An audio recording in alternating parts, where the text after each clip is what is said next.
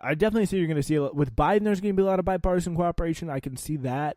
But honestly, I don't. It's going to be very interesting to see how far Biden takes this, because he with his he loves, again, working with the Republicans on everything, and that's like his biggest political kind of identifying factor. And in a world where we have Republicans who are just kind of coming out and doing this, and a large portion of them just seem completely unwilling to do anything, it really makes me makes me where they got on the train. Yeah, and I just didn't mean to interrupt you. Go ahead. Yeah, and I just don't see any reason for them to get off, and I don't see any reason why Biden, knowing Biden, isn't just going to try and meet them in the middle, which is also super far to the right, See, I think that's where you and I disagree sometimes on what is far to the right. And I've said this to you before. I could easily have voted for the 1990s Joe Biden. Easily. Put that up against Donald Trump, I take Joe Biden. I think that's a Republican in the more traditional sense. Well, then that would make lots of people Republicans who were not Republicans. I agree. JFK I agree. Republican. Well, I think you definitely see it. JFK said he wanted to abolish the CIA, and that's there's definitely that's from a different era, I think. But you do have this very pro Wall Street, pro militarism, all that kind of stuff that really worries me about Joe Biden. On another note, I did just see this kind of popping up recently, just as I was sitting down to start the show. Trump has released another video that I have just not seen, and unfortunately, if I were to play it, he can't release it on Twitter or YouTube. Oh no, he has. He's back. He's back on Twitter. Yeah, he's been allowed back on Twitter. The 12 hours expired. Yeah. And it'll be interesting to see what he said. I am going to play it, but Dave, you're not going to be able to hear it, so I will just summarize it. Okay. It's almost about 2 minutes. And I'll just summarize it for you. I would like to begin by addressing the heinous attack on the United States Capitol. Like all Americans, I am outraged by the violence, lawlessness, and mayhem. I immediately deployed the National Guard and federal law enforcement to secure the building and expel the intruders. America is and must always be a nation of law and order. The demonstrators who infiltrated the Capitol have defiled the seat of American democracy. To those who engaged in the acts of violence and destruction, you do not represent our country. And to those who broke the law, you will pay. We have just been through an intense election, and emotions are high. But now tempers must be cooled and calm restored. We must get on with the business of America. My campaign vigorously pursued every legal avenue to contest the election results. My only goal was to ensure the integrity of the vote. In so doing, I was fighting to defend American democracy.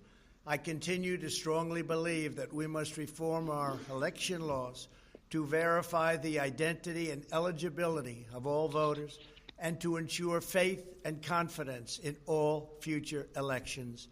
Now Congress has certified the results. A new administration will be inaugurated on January 20th. My focus now turns to ensuring a smooth, orderly, and seamless transition of power.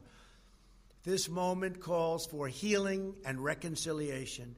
2020 has been a challenging time for our people. A menacing pandemic has upended the lives of our citizens, isolated millions in their homes, damaged our economy, and claimed countless lives. Defeating this pandemic and rebuilding the greatest economy on earth will require all of us working together. It will require a renewed emphasis on the civic values of patriotism, faith, charity, community, and family. We must revitalize the sacred bonds of love and loyalty that bind us together as one national family. to the citizens of our country, serving as your president has been the honor of my lifetime. And to all of my wonderful supporters, I know you are disappointed, but I also want you to know that our incredible journey is only just beginning. Thank you, God bless you, and God bless America.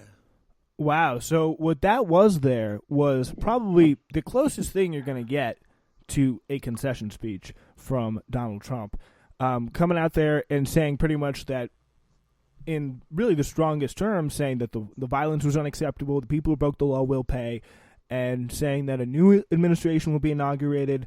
And this is really something that definitely a major shift in from what he was saying yesterday.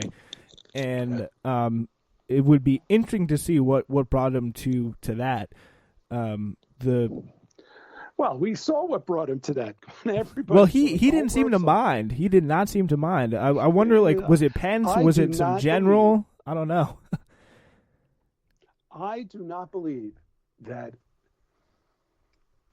the president, I do not believe that he processes information like everyone else, or like most people. There's somehow a disconnect, because if he was able to do this, if he was able to truly process information, critical information, about a year ago, he would have shifted into second debate Donald Trump and won walking away. But he didn't do it, because I don't think he can do it. In terms of, I think there's definitely a way that he could have won the election, like this election, like managing the pandemic better. But I think a lot of that also has to do with just the orthodoxy and the austerity politics of the Republican Party. Like, not necessarily him as a person, you know? I think, like, as opposed to, like, where he was just yesterday, and especially on this issue, like, it seems like a really, like, this is like him coming out and saying, guys, it's over. I do believe that he fully underestimated the vehemence to which he had driven, at least enough people. Listen, there were a lot of people there yesterday. It was over 100,000 people. There weren't 100,000 people inside the Capitol. Yeah. And I'm sure a bunch of people like, this is crazy. I cannot do this. But think about it. The woman who was shot, she was a vet. She was a married woman. What would drive someone to express him or herself in such a lawless way if it wasn't because there's an underlying issue for which this person feels there is no other solution? Yeah, I think it's like, it's not necessarily just the idea that like Trump has to win. Like, it's just this feeling of just like nothing can change, nothing can get better, like a very just deep sense of like isolation. But there also are people in that crowd who are like wealthy and not really feeling the economic pain at all. There's definitely a mix of it, and I think that really speaks to I'm sure the media hold. I'm sure there were people who showed up there, with real intent, like this was their mission, right? And just like you'll find right-leaning people rousing violence in left demonstrations, I'm sure you had enough people showing up thinking maybe we can make some trouble inside this. And I think nature abhors a vacuum, and subversive people will find opportunity. What was it, Brezhnev? He's like, we're going to sell them the rope with which they'll hang themselves. He was kind of right. It's like, we live in a free country. We live so far where you can speak your mind. And we have, by other standards in the world, we have an incredible ability to bring redress to our political leaders. Sometimes it yields pretty horrible results. Yeah, and what really, I think the biggest question is, now that we see this, like now that we see Trump pretty much really telling people that the party's over, like what happens now? Do they just say okay, or is there just kind of like a breaking off moment? And that's really what I don't think anybody can answer. Like, only time will tell. Yeah, I think I don't. Yes, I am sure the Republic will survive. Yeah.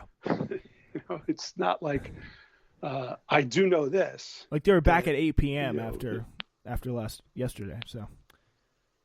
Yeah, but in much smaller numbers and. Or I'm talking about like the Congress. I'm talking about the Congress. Oh yeah. They were back doing what they do. Yeah, they were back. They did their jobs. They did it the way they're supposed to. They heard, every legal grievance, which is the way it's supposed to work, and then they voted to accept the results from the Electoral College. Okay, great. That's the end of that. It's over. Yeah, I mean, honestly, I wasn't too worked up about this whole attempt of like this dramatic like fascist coup or whatever that a lot of people are talking about, because I never thought it would be like it would lead to people like storming against the Capitol. I like really what it should have been is what I thought it would end up being is just people saying, "Oh yeah, like the it's a fake process, like it's rigged or whatever," and then 93 senators saying, "No, it isn't," and then things just moving on, and Biden gets inaugurated, and the world continues at its awful pace, Well, and theoretically, that's what did happen, except for a horrific, violent outburst that I don't think anyone anticipated, and that's what I mean by it. I think people underestimate the emotion, especially after lockdowns. People's livelihoods have been destroyed.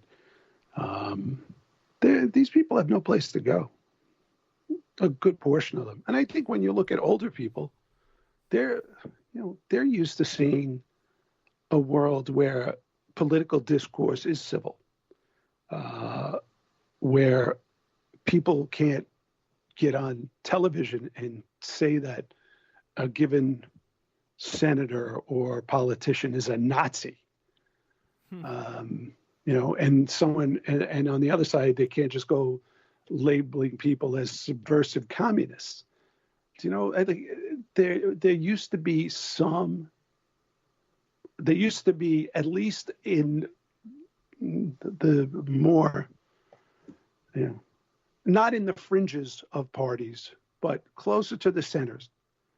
People understood that these are debates and the will of the people ultimately gets expressed. And I think a lot of people are unhappy with that now. I think a lot of people think that they're very important because they may have a 500 followers on Twitter, and suddenly they're like super self-important, and they're not buying what the mainstream media is selling. I got to be honest, I don't buy it either. I read everything. Pretty much nobody does. Half of it.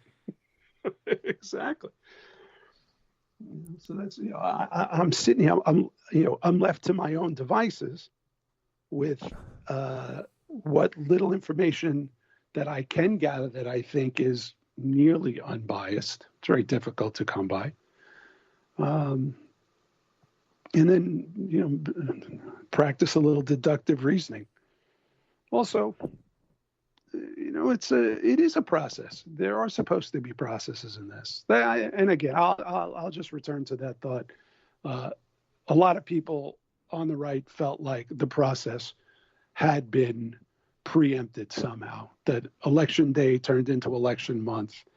And when you've got ballot harvesting, I'm not going to go harvest ballots.